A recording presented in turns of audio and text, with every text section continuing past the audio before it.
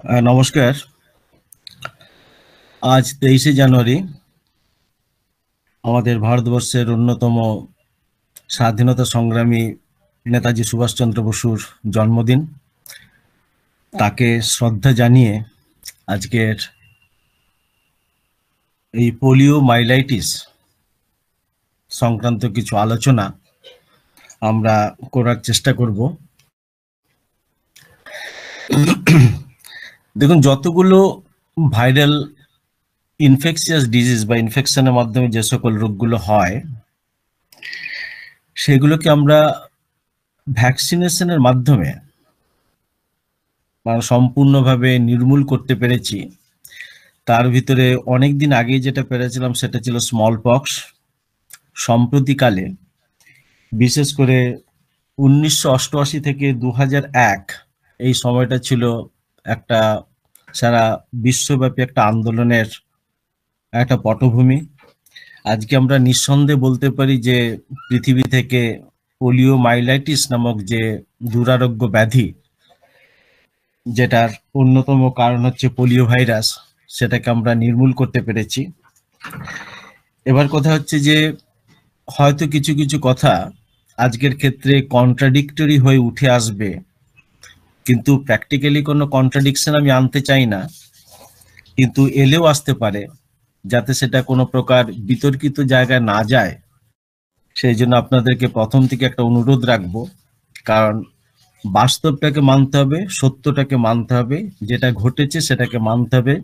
Believe it or not, বিশ্বাস করুন বা না করুন, স্বাস্থ্য সংক্রান্ত যে সকল ব্যাপারগুলো আজকে চিকিৎসা জগৎ কালজয়ীভাবে প্রতিহত করতে পেরেছে, অথবা কিছু কিছু ক্ষেত্রে হয়তো শঙ্কা থেকে গেছে, তার অন্যতম একটা রোগ হচ্ছে পোলিও মাইলাইটিস, যেটার অন্যতম কারণ হচ্ছে পোলিও ভাইরাস, যেটা একটু আগে আমরা বললাম।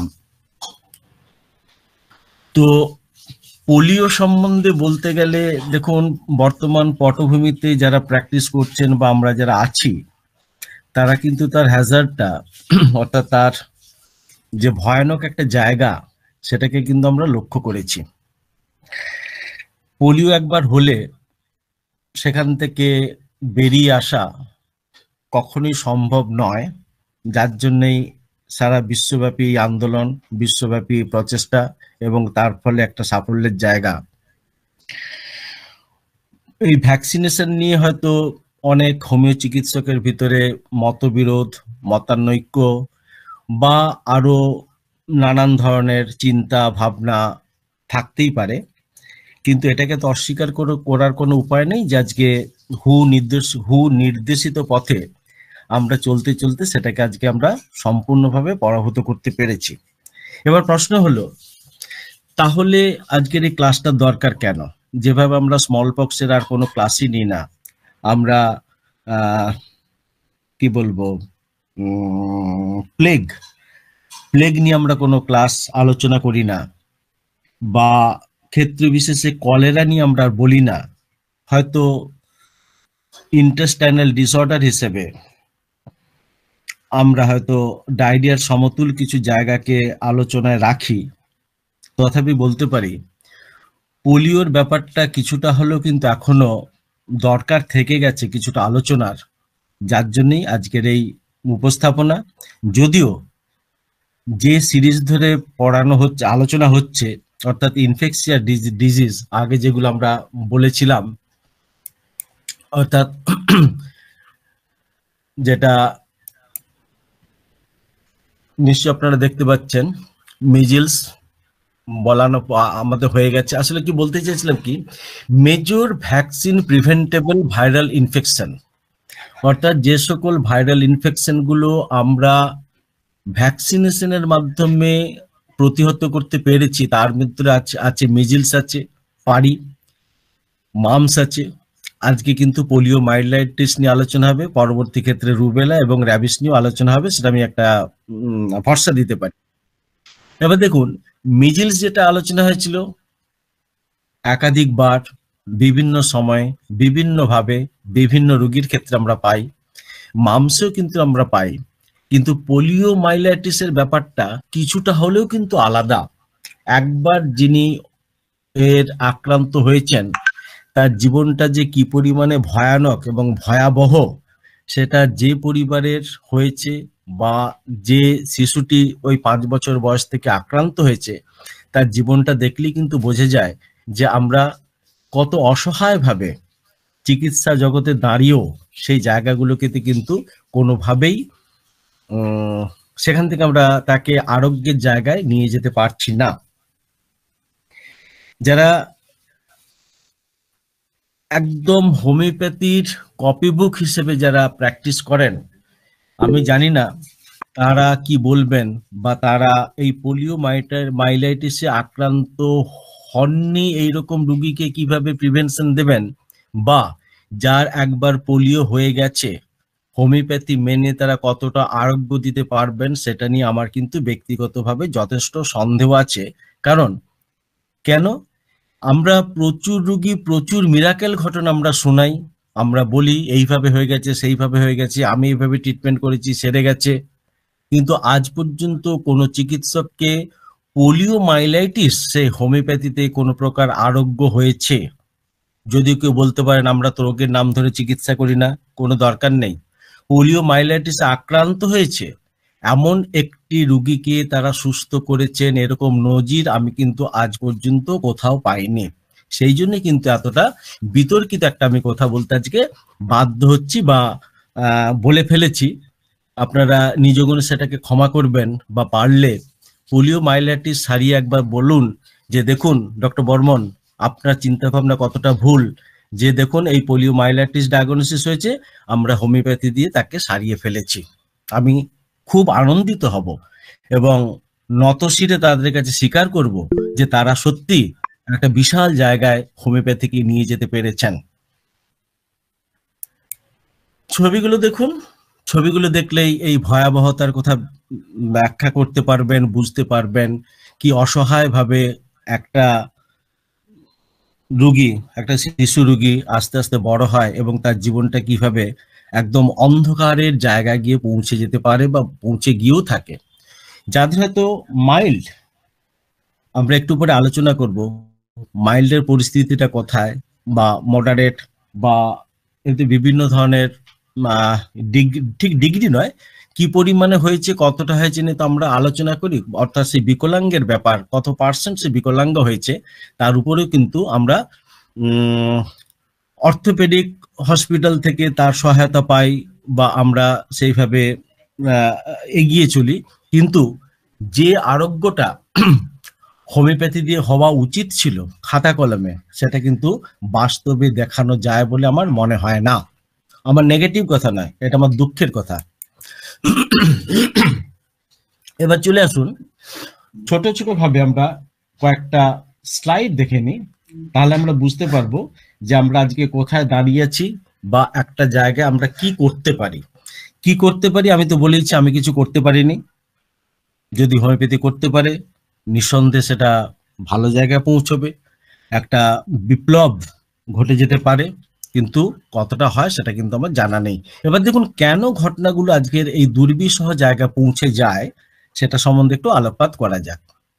পোলিওমাইলাইটিস, poliomyelitis is a disabling and life-threatening disease caused poliovirus.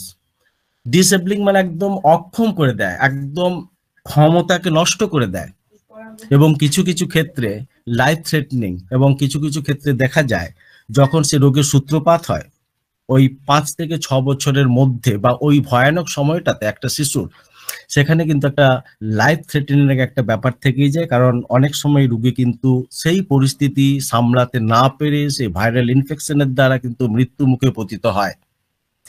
কেউ যদি সেখান থেকে ঈশ্বরের আশীর্বাদে বেরিয়ে আসতে পারে, বেঁচে বেরিয়ে আসতে পারে, কিন্তু তার ভবিষ্যৎটা কিন্তু খুবই অন্ধকারে থাকে, একটু আমরা কি বললাম।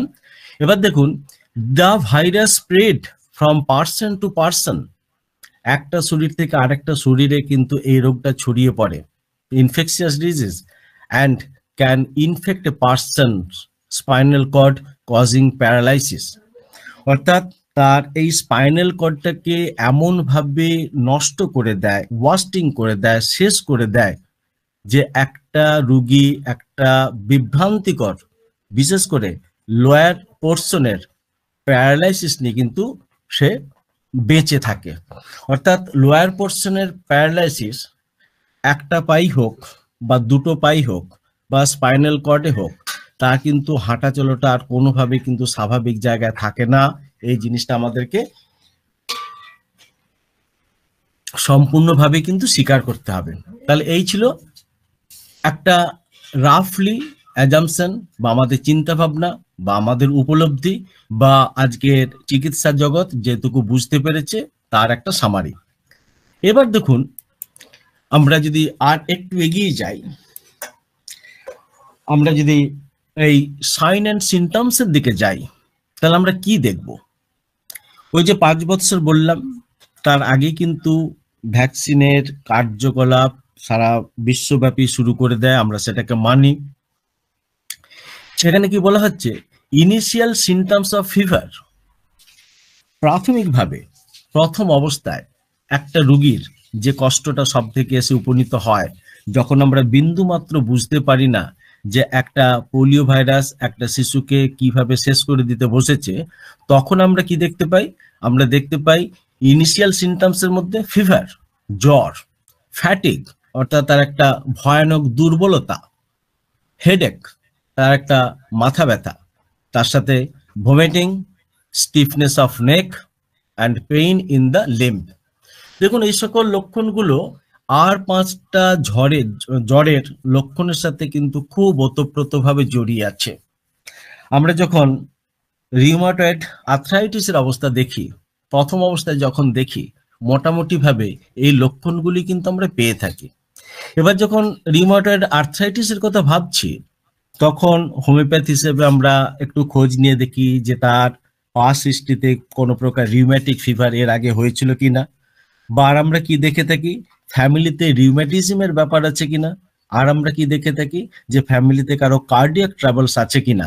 এই কটা দেখে আমরা একটা অনুমানের জায়গা পৌঁছতে পারি যে তার কি ধরনের অসুবিধাটা হচ্ছে। কিন্তু আজকের এখানে যে প্রথম যে লক্ষণগুলো লেখা হয়েছে, অর্থাৎ fever, fatigue, headache, vomiting, stiffness of neck and pain in the limb, এই পেইন ইন দ্য লিম্ব অনেক আমরা বলি যে এটা তো গ্রোয়িং পেন। একটা শিশু যখন 5 থেকে 6 বছর বা ওই রকম সময় যখন বেড়ে ওঠে, তখন আমরা কিন্তু এটাকে গ্রোয়িং পেন বলে কিন্তু অনেক সময় ভুল করি। আমাদের এই জায়গাগুলো কিন্তু একটু উপলব্ধি করতে হবে, বুঝতে হবে যে আমাদের ভুলের জায়গাগুলো আমরা কোথায় করতে পারি বা কোথায় হয়ে যাচ্ছে। এটা কিন্তু একটা খুব গুরুত্বপূর্ণ ব্যাপার।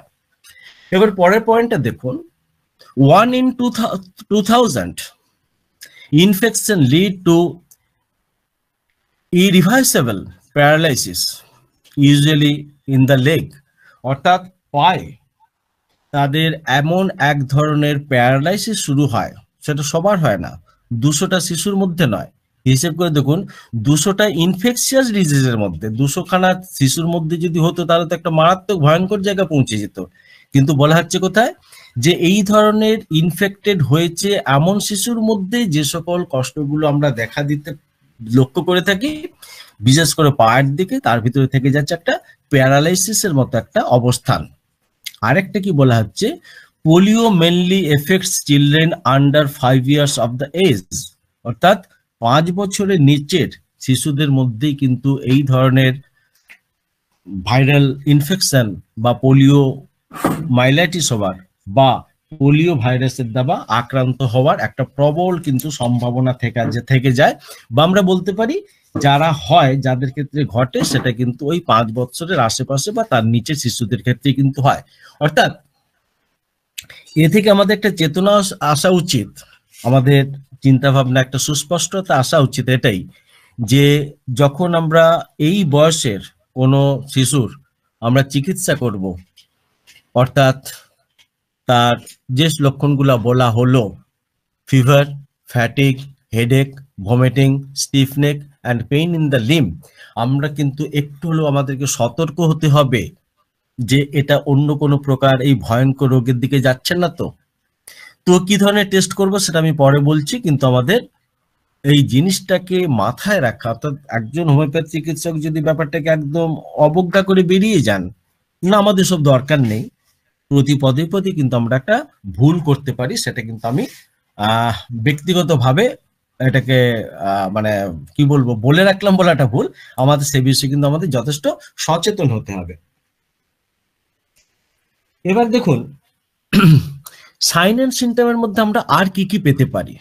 আগের যেটা বলেছিলাম সেটাও নিঃসন্দেহে একটা সাইন অফ সিমটম, সেটা হচ্ছে অনসেট, কিভাবে সে লক্ষণগুলো আসবে। যদি আমরা আর একটু ডিপে যাই, যদি শুধু রোগটা কিনে আমরা আলোচনা করি, তাহলে আমরা কি পাবো? এখানে আমরা পাচ্ছি সেটা কি, many people have are infected with the polio virus do not become sick and have no symptoms. কিছু কিছু ক্ষেত্রে দেখা যায় যারা এফেক্টেড হয়েছে তাদের ক্ষেত্রে কিন্তু তথাকথিতভাবে এই লক্ষণগুলো আমরা নাও পেতে পারি। However some develop paralysis which can sometimes be fatal.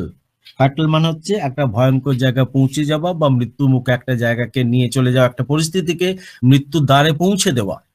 অর্থাৎ এই ধরনের যখন প্যারালাইসিস অ্যারাইজ করে এবং সেটা যখন লোয়ার পোর্শনে হয় এবং অতি অবশ্যই সামান্য কিছু পেশেন্ট হয়তো মারা যায় রোগীদের মধ্যে, কিন্তু যারা বেঁচে থাকে তাদের কিন্তু এই তো ওয়াস্টিং ডিজিজ বলা হয় এটাকে, অর্থাৎ একটা ভয়ঙ্কর পরিস্থিতি, রোগ যেখান থেকে কিন্তু মুক্তি পাওয়ার মোটামুটি ভাবে কোনো আশাই থাকে না। তাহলে ক্যান হ্যাভ নো সিমটমস, এই সকল ক্ষেত্রে অনেকভাবে তথাকথিত খুব গুরুত্বপূর্ণ লক্ষণ থাকে না, কিন্তু পিপল মে এক্সপেরিয়েন্স, তারা আর কি কি পাচ্ছে দেখুন। হোল বডিতে আমরা কি পাবো? ফ্যাটিক, একটু আগে আমরা বলেছি। ফিলিংস ফেন্ট, অর্থাৎ অজ্ঞান হয়ে যাবার মতো একটা পরিস্থিতি, তার সাথে ফিভার অর ওয়াস্টিং অ্যাওয়ে, অর্থাৎ একদম ভেঙে পড়া, স্বাস্থ্য ভেঙে পড়ার মতো একটা অবস্থা, শরীর ভেঙে পড়ার মতো অবস্থা আমরা অচিরেই কিন্তু আমরা সেই শিশুটার মধ্যে লক্ষ্য করব। মাসেলের ক্ষেত্রে যদি আমরা ভাবি, সেখানে আমরা কি পাচ্ছি দেখুন, মাসেল উইকনেস আমরা পাচ্ছি, loss of muscle or muscle quiver, অর্থাৎ একটা জায়গা থেকে আরোগ্য হবার যে একটা পরিস্থিতি, সেই জায়গাটা কিন্তু কোনোভাবেই থাকছে না। আর কি কি থাকছে? হেডেক, নশিয়া এবং স্লো গ্রোথ। এই সকল রোগীদের গ্রোথ অদ্ভুতভাবে কিন্তু কমে গিয়ে তার একটা বৃদ্ধি সম্পূর্ণভাবে স্থগিত হয়ে গিয়ে যায়, বা যেটুকু গ্রোথ হয়, যেটুকু বেড়ে ওঠে তারা কিন্তু মোটে কিন্তু রিমার্কেবল জায়গায় কিন্তু থাকে না।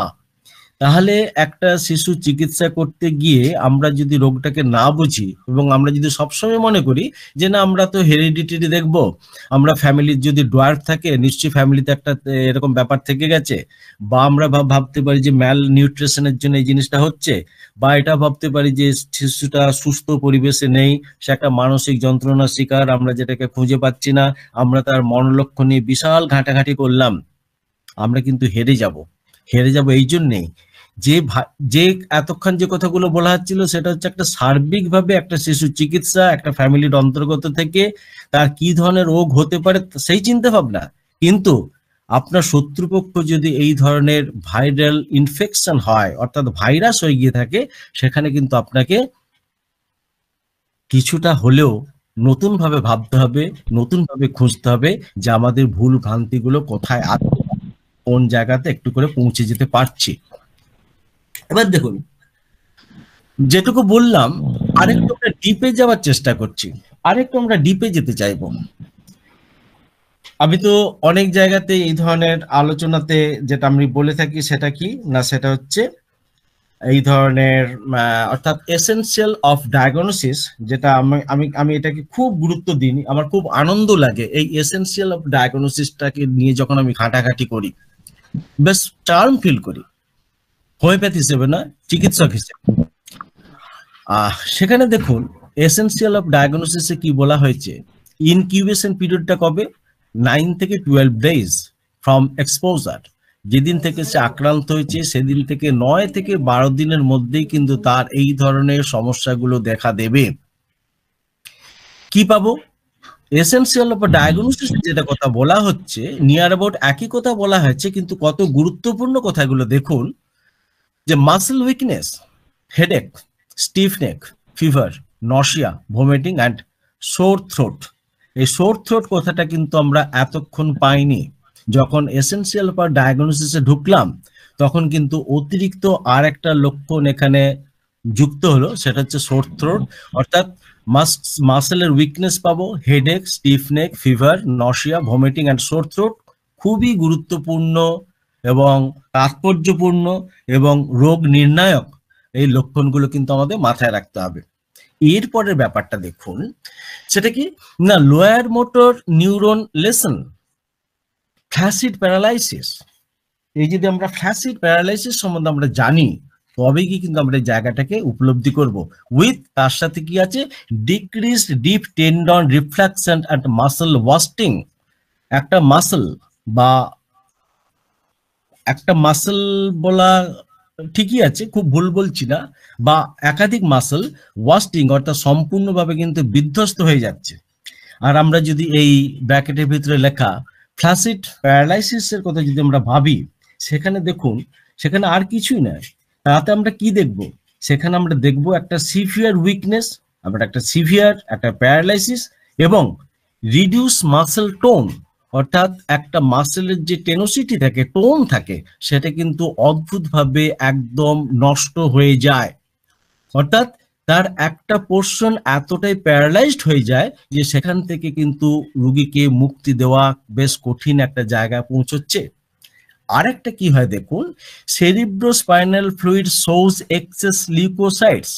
সেরিব্রোস্পাইনাল ফ্লুইড অর্থাৎ সিএসএফ আমরা যেটাকে বলি, সেরিব্রোস্পাইনাল ফ্লুইড, তো হ্যাঁ, cerebro fluid excess leukocyte with lymphocyte predominant, but count is rare more than 500 mcl, অর্থাৎ mcl কথাটা মানে কি, সেল পার মাইক্রোলিটার। সেল পার মাইক্রোলিটার যদি 500, তার এই রেট লিম্ফোসাইটের রেটটা কিন্তু কমে গিয়ে থাকে। এটা কিন্তু আমরা একমাত্র একটি মাত্র প্যাথোলজির মাধ্যমে কিন্তু এটা আমরা জানতে পারি, সেটা হচ্ছে ব্লাড টেস্ট, এবং তার মধ্যে কিন্তু আমরা এই জায়গাটাতে উপনীত হতে পারি। তাহলে দেখুন, মাসকুলার উইকনেস দিয়ে যেটা বলেছিলাম সেটা ছিল তার ফিজিক্যাল অ্যাপিয়ারেন্স, আমরা একজন ডাক্তার যেটা দেখছি তার সাইন, আমরা দেখছি তার সিমটমস মানে সেটা যেটা রুগী নিজে বলছে, সাইন যেটা সেটাই, যেটা একজন চিকিৎসক দেখছে, তার সাথে আমরা কিছু প্যাথোলজিক্যাল ফাইন্ডিংস পাবো, সেই জিনিসটা কিন্তু এখন পর্যন্ত আলোচনা করা হলো। এবার দেখুন আমরা ক্লিনিক্যাল ফাইন্ডিংসে কি পাবো। আমরা ক্লিনিক্যাল ফাইন্ডিংসে আর একটু ডিপে ঢুকতে চাই, আমরা আর একটু বেশিভাবে জানতে চাই যে এই ধরনের পোলিও মাইলাইটিস রোগে আমরা আর কি ধরনের ক্লিনিক্যাল ফাইন্ডিংস পেতে পারি। এখানের ভিতরে দেখুন, এক নম্বরে যেটা লেখা আছে, অ্যাব্রোটিভ পোলিওমাইলাইটিস অর মাইনর ইলনেস। এটাতে কিন্তু অতটা ভয়ঙ্কর অবস্থা দেখা দেয় না, কিন্তু যেটুকু হয় সেটা কিন্তু একজন রুগীর সাধারণ জীবনযাত্রায় যেটুকু চলা উচিত সেটাকে অন্তত বিঘ্ন ঘটায়। অর্থাৎ এই একটা বিঘ্নিত সমস্যা, সেটা তো সম্পূর্ণ বিকলাঙ্গ হয়ে যায়নি, কিন্তু একটা অসুবিধার মধ্যে কিন্তু আমরা থাকে। আমরা যদি প্রথমের এই ছবিটাতে চলে আসি, সব থেকে ডান দিকের যে ছবিটা দেখুন, এটা কিন্তু সেই একটা মাইনর কেস, যখন তারা একটু হয়তো খড়িয়ে চলা, একটু চলাটা স্বাভাবিক নয়, কিন্তু বিশালভাবে একটা জায়গায় ক্ষতিকর অবস্থায় গিয়ে পৌঁছয়নি, এই জায়গাটা কিন্তু আমরা পাচ্ছি এই ধরনের অ্যাব্রোটিভ পোলিওমাইলাইটিস বা মাইনর ইলনেসের ক্ষেত্রে। 2 নম্বর ভাগে ভাগ করা হয়েছে যেটা, সেটা হচ্ছে নন প্যারালাইটিক পোলিওমাইলাইটিস।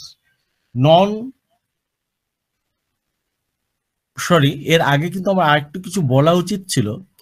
অ্যাব্রোটিভ পোলিওমাইলাইটিস বা যেটা ইলনেস বললাম, সেটা শুধু ফিজিক্যালের জায়গাটা নয়, অর্থাৎ শুধু যে তার শরীরের একটা সিঙ্গেল মাসেল বা সামান্য একটুখানি সে খুঁড়িয়ে চলছে এরকম নয়। আমরা যদি খুব ভালো করে সেখানে লক্ষ্য করি, সেখানে আমরা কি কি পাবো দেখুন, সেই জায়গাগুলোতে কিন্তু আমরা ফিভার পাবো, হেডেক পাবো, ভমিটিং পাবো, আর দুটো অতিরিক্ত সিমটমস যেটা এখনো পর্যন্ত বলা হলো না, সেটা হচ্ছে ডায়রিয়া এবং কনস্টিপেশন। ডায়রিয়া, কনস্টিপেশন, তার সাথে 1 থেকে 2 দিনের জন্য কিন্তু আমরা সোর থ্রোট আমরা পাবোই পাবো। তাহলে এটা হচ্ছে অ্যাবডোটিভ পোলিওমাইলাইটিসের ক্ষেত্রে, অর্থাৎ in case of minor illness. যদি 2 নম্বর পয়েন্ট আমরা যাই, নন প্যারালাইটিক পোলিওমাইলাইটিস, সেখানে কিন্তু আমরা অ্যাবাভ সিমটম তো পাবোই, মানে ও আগের সিমটমগুলো তো পাবোই, তার সাথে আর দুটো অতিরিক্ত সিমটমস কিন্তু আমরা এখানে পাবোই। সেটা কি? সেটা হচ্ছে সাইন অফ মেনিনজিয়াল ইরিটেশন। গতকাল doctor S M Jahangir sir class নিচ্ছিলেন ব্রেনের, তাতে এই মেনিনজাইটিসের কথা বলেছিলেন। অর্থাৎ এই পোলিও ভাইরাস যখন আক্রান্ত করে, যখন নন প্যারালাইটিক কন্ডিশনে গিয়ে পৌঁছে দেয়, তখন কিন্তু দেখা যায় এই সকল জায়গা কিন্তু আমরা কি দেখতে পাচ্ছি? আমরা দেখতে পাচ্ছি যে মেনিনজিয়াল সিমটমস গুলো তার ভিতরে কিন্তু প্রকট হয়ে ওঠে। কিন্তু কখনই সেখানে কিন্তু ফ্রাঙ্ক প্যারালাইসিস কিন্তু আমরা লক্ষ্য করতে পারি না। এই জিনিসটা আমাদের বুঝতে হবে। দুটো পার্ট শেষ করে আমরা যদি 3 নম্বর জায়গায় গিয়ে পৌঁছই, অর্থাৎ প্যারালাইটিক পোলিওমাইলাইটিস, এটা কিন্তু আরেকটু ভয়ঙ্কর জায়গা। প্রথমটা ছিল একটা মাইল্ড, তারপরটা হলো মডারেট, এইটা কিন্তু হচ্ছে একদম সিভিয়ার কন্ডিশন। যখন কিনা কি পাচ্ছি দেখুন, প্যারালাইটিক পোলিওমাইলাইটিসের আমরা 2 ভাগে ভাগ করেছি, স্পাইনাল পোলিওমাইলাইটিস, একটা হচ্ছে বালবার পোলিওমাইলাইটিস। তাহলে দেখুন, স্পাইনাল পোলিওমাইলাইটিস যদি শব্দগুলোকে আমরা একটুখানি বুঝতে পারি, আমরা যদি শব্দের আক্ষরিক অর্থ করতে পারি, সেখান থেকে কিন্তু আমরা একটা বুঝে যেতে পারি যে স্পাইনাল পোলিওমাইলাইটিস আমরা কি পাবো? With involvement of the muscle innervated by the spinal nerve, অর্থাৎ এই যে স্পাইনাল নার্ভ পর্যন্ত সেখানে আক্রান্ত হচ্ছে, এইরকম একটা জায়গা যখন তার মাসকুলার উইকনেস, ওয়াস্টিং, সমস্ত লক্ষণগুলো পরবর্তী ক্ষেত্রে কিন্তু আস্তে আস্তে দেখা দিল। অনসেট শুরু হয়েছিল তার জ্বর থেকে, কিন্তু যখন এই স্পাইনাল পোলিওমাইলাইটিস আক্রান্ত হচ্ছে, তখন কিন্তু তার এই ধরনের একটা বিভৎস অবস্থায় পৌঁছে যায়। আর তারই সেকেন্ড পার্ট, অর্থাৎ বি, যেটাকে আমরা বলা হচ্ছে, অর্থাৎ এটা আমরা বললাম পোলিওমাইলাইটিস স্পাইনাল, আর 2 নম্বরে যেটা আমরা বলছি বালবার পোলিওমাইলাইটিস, তার সাথে আমরা কি পাচ্ছি? With weakness of muscle supplied by cranial nerve, especially nerve 9 and 10. গত ক্লাসে ডক্টর জাহাঙ্গীর স্যার এই জায়গাটা বলছিলেন, তখন আমি বেশ উপলব্ধি করছিলাম, আমি বেশ আনন্দ পাচ্ছিলাম, রোগীদের জন্য নয়, জানার জন্য, যে হ্যাঁ, যদি চিন্তা ভাবনা করা যায়, যদি বোঝা যায়, যদি প্যাথোলজিকে নিয়ে গিয়ে যদি ঘাটাঘাটি করা যায়, রোগের অরিজিন সম্বন্ধে আমরা যদি জানতে পারি, সেখানে কি ঘটনাগুলো ঘটছে সেটাকে যদি আমরা উপলব্ধি করতে পারি, হয়তো ফিজিওলজির কথা ভেবে, সেখান থেকে যে প্যাথোলজি আসে সেটা ভেবে, হয়তো সেখান থেকে আমরা একটা ওষুধে পৌঁছতে পারি। যদিও অনেক চিকিৎসক বলবেন আমরা লক্ষণ না পেলে আমরা ওষুধের লক্ষণ কেন দেবো, কিন্তু এমন কতগুলো সময় আসে যখন আপনি নিঃসহায় ভাবে দাঁড়িয়ে থাকবেন, যখন দেখা যাবে যে কোনোভাবেই ওই ধরনের সিস্টেমেটিক বা সিমটোমেটিক ট্রিটমেন্টে আপনার রোগী যখন আরোগ্য হচ্ছে না, তখন আপনার মনে এক এক সময় মনে হবে যে আচ্ছা, এখান থেকে বেরিয়ে এসে কি আর কিছু করা যায় না? আসলে যিনি প্রথা ভাঙতে পেরেছেন, তিনি কিন্তু একটা বিশাল জায়গায় পৌঁছতে পেরেছেন। যিনি প্রথা ভাঙতে পারেননি, তিনি কিন্তু কোথাও পৌঁছতে পারেননি। দেখুন, যত বিদগ্ধ পাণ্ডিত্য সবাই কিন্তু প্রথা ভেঙেছেন, ইভেন হ্যানিম্যান পর্যন্ত প্রথা ভেঙেছেন। সেই সময়ের প্রথা ভাঙতে পেরেছিলেন বলেই কিন্তু আজকে আমরা 200 বৎসর ধরে কি 250 বৎসর ধরে এই হোমিওপ্যাথিকে নিয়ে রাজত্ব করছি। তাহলে প্রথা কিন্তু ভাঙতে হবে। তার মানে আমি বলছি না যে আপনি যথেচ্ছভাবে অনিয়ম করবেন, সেটা মোটেই নয়, কিন্তু কখনো কখনো ভাবতে হয় একটা রোগীর স্বার্থে যে আর নতুন কিছু ভাবা যায় কিনা, তা থেকে যদি কিছু একটা পদ্ধতি বেরিয়ে আসে, একটা যদি কোনো রোগীর উপকার হয়, সেটা মন্দ কথা কি? কারণ আমি একটা জানি, একটা কথা এর আগে আমি বলেছিলাম যে যেখানে জীবন মরণ সমস্যা, সেখানে নীতির বাড়াবাড়িটা বোধহয় না করাই ভালো। অতএব কিছু নীতি বহির্ভূত কাজ কখনো কখনো কিন্তু আমাদের মানতে হয়। আমি এই ক্লাসের শুরুতেই বলেছিলাম, হয়তো আমার কিছু কন্ট্রাডিক্টরি কথা আসবে, কিন্তু প্লিজ আপনারা সেটাকে নিয়ে অযথা তর্ক করবেন না, বা ক্ষমা সুন্দর চোখে কিন্তু সেটাকে দেখবেন। And of the respiratory and vasomotor centres, অর্থাৎ বালবার পোলিওমাইলাইটিসের ক্ষেত্রে আমরা এই ধরনের ক্রেনিয়াল নার্ভের 9 এবং 10 আক্রান্ত হতে দেখি, এবং তার সাথে এই ধরনের রেসপিরেটরি ট্রাভেলস গুলো কিন্তু আমরা লক্ষ্য করি বা লক্ষ্য করতে থাকি। প্রথমে বলেছিলাম যে একটা একমাত্র মানে আমি যেটুকু জানি, হয়তো আমার জানাটি শেষ নয়, যে কিছু ল্যাবরেটরি ফাইন্ডের যদি দরকার হয় তাহলে কিন্তু আমরা একমাত্র ডব্লিউবিসি দেখতে পারি, যেখানে ডব্লিউবিসি পরিমাণ 500 MCL এর নিচে নেমে যায়, যার নর্মাল রেঞ্জটা দেখুন 4,500 থেকে 11,000, অর্থাৎ কি পরিমাণে নেমে যেতে পারে একটা ডব্লিউবিসি একটা পেশেন্টের ক্ষেত্রে, বিশেষ করে ওই পোলিও ভাইরাসে আক্রান্ত রোগীর ক্ষেত্রে, সেটা আমাদের কিন্তু মাথায় রাখতে হবে। কারণ বাইরের লক্ষণ যাই ছিল, একমাত্র ব্লাড টেস্টে শুধু এই জিনিসটাই কিন্তু আমরা পাচ্ছি। অতএব আমি মনে করি এই জিনিসটা কিন্তু একটা এক্সট্রা অর্ডিনারি একটা সিমটমস বা আনকমন পিকুলার সিমটমস। তো আনকমন পিকুলার সিমটমস